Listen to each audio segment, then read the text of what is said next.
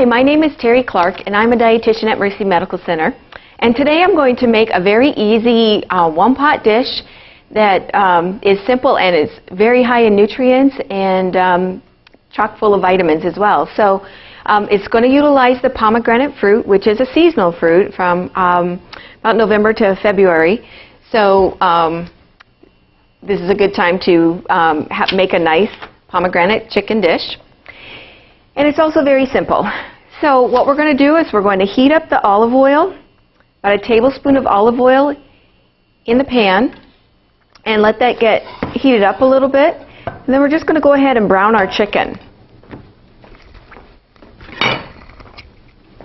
Now this dish does call for a lot of spices as well, so it really will have some anti-inflammatory benefits and antioxidant and just a lot of great nutrients that you can feed yourself and your family. So now that this is heated up a little bit, we'll go ahead and we'll put the chicken in and brown it on both sides.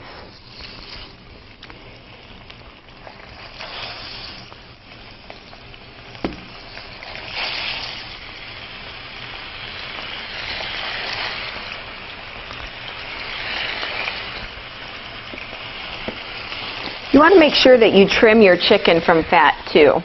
While the chicken is browning, I'm going to talk a little bit about the spices. This does call for several spices in this recipe, and each of the spices have their own properties.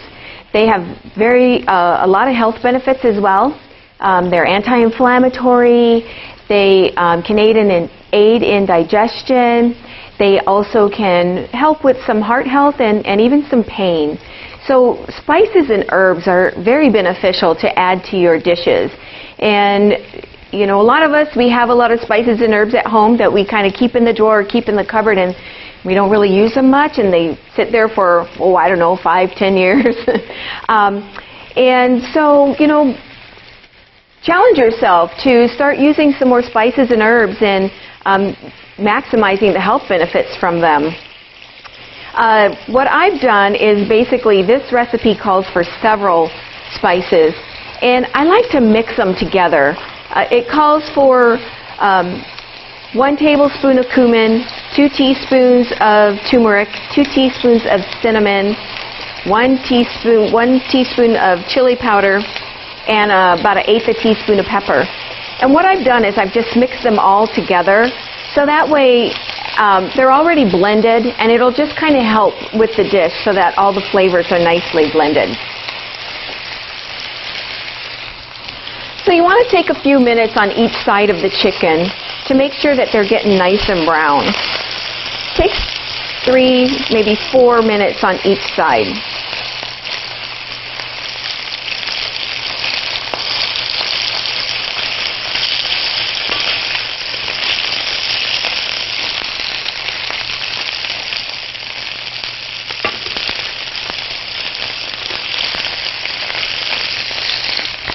So you want to get it cooked on both sides nice and brown, but it doesn't necessarily have to be cooked all the way through, because at the end of the cooking process we're going to be simmering it for a while. So if there's a little bit of redness, that's okay. Just make sure that they're nicely browned on both sides and that you've had it in there for about a good 6 minutes, 3 on each or 4 on each side.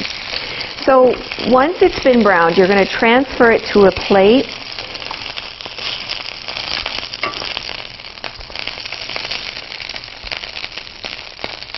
And then just leave the juices in there and the rest of the olive oil. And we're going to add our onion. Now the onion's already chopped, so we'll just add 1 small or medium chopped onion. And then we're going to throw in all of our spice mixture that we had already put together. And we're going to get the onions nice and covered with the spices.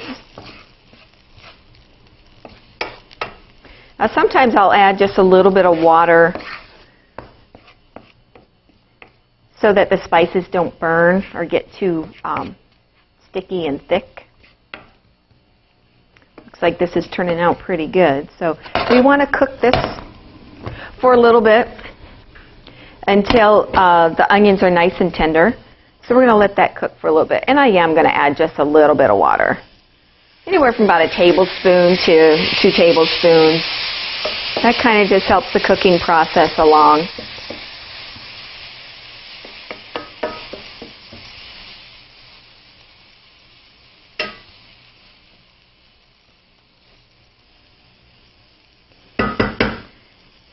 So part of the sauce is going to be some peanut butter.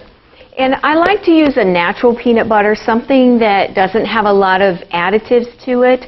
The peanut butter is going to give you a nice healthy fat, a little bit of protein. But I tend to choose peanut butters that have peanuts and salt in it and not a lot of other ingredients. You can get some that have maybe 10 ingredients and they might have some hydrogenated oils in them, which are trans fats, and they can increase your risk of heart disease.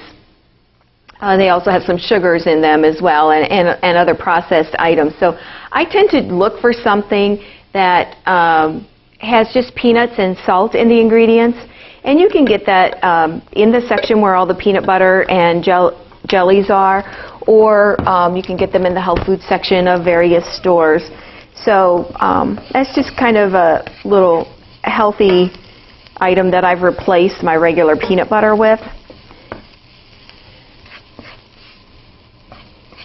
So once the onions have gotten a little tender, cooked down a little bit, we're going to add 2 tablespoons of our peanut butter. Make sure when you're dipping into your peanut butter that your utensil is nice and clean. You don't want to contaminate the jar. So we'll put in about 2 tablespoons of peanut butter. And then we're going to use pomegranate juice. Now, you can probably make your own pomegranate juice from taking the seeds of the pomegranate and putting it in a blender and blending it. But I've gone ahead and bought some pomegranate juice. And these also have the health benefits of pomegranates. It's an antioxidant, vitamin C. It's got some nice benefits for anti-inflammatory as well. So once you get that into your mixture, you want to mix it. So it's going to make a nice little sauce. Get that mixed up really nice before you add in the chicken.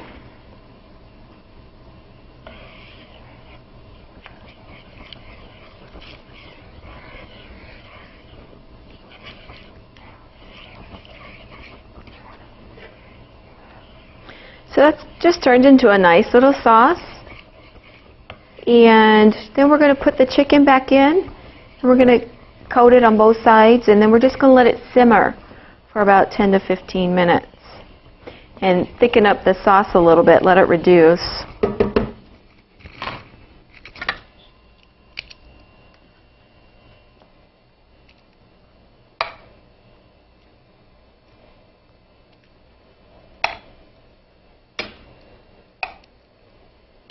This is going to finish our cooking process on the chicken as well. So I like to just coat it real nice.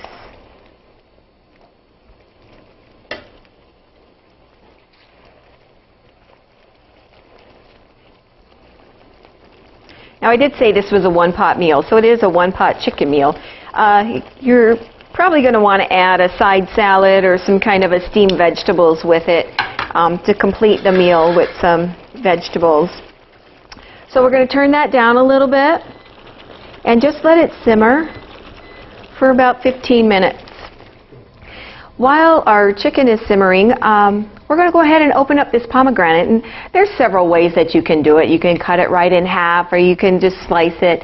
But this is one way that you will get the little seeds and be able to just munch on them as a snack, or put them on a salad and kind of keep them you can keep them in the refrigerator, or you can even freeze them for a later time. So first off, I've washed it.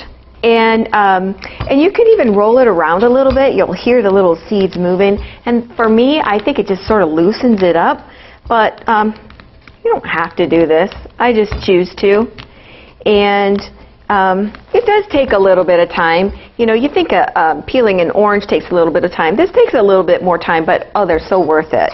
So I like to just cut off the top, and you can see there's the seeds, or the oh, I don't know what they're really called, maybe arrows, but you can see the little seeds right there are ready to be eaten, and you can also see them here in the whole fruit. So what I generally do is I just go in between where the little flesh part is, the little membrane, the white membrane, and I just sort of cut it into little wedges. I just barely cut it, but just a little. And then, you know, it's nice to have some water close by. A little bowl of water is what I have, and that's going to separate the seeds from the membrane. So you just stick it in there, and you just break it apart. You can just break apart the little wedges that I cut, and then you just release the seeds. And you know, the more gentle you are, the less you're going to have the seeds that are going to break. And see how it's turning a little pink? It's because I'm being a little rough with them. But if you're very gentle, the water generally will stay clear. And then you're going to have the little flesh part, which floats to the top, and the seeds are going to sink to the bottom. So it's kind of nice and easy to separate them. So once you get through the whole pomegranate,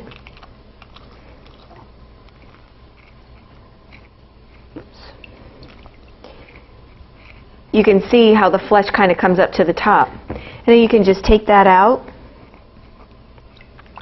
And then you want to separate, if you had a colander to separate them, then you would have them separate from the water, and you'd have your nice little seeds here that you can eat. And they're really good. So it looks like our chicken is just about done. I'm just going to flip them over one more time. Just kind of get the top coated again. And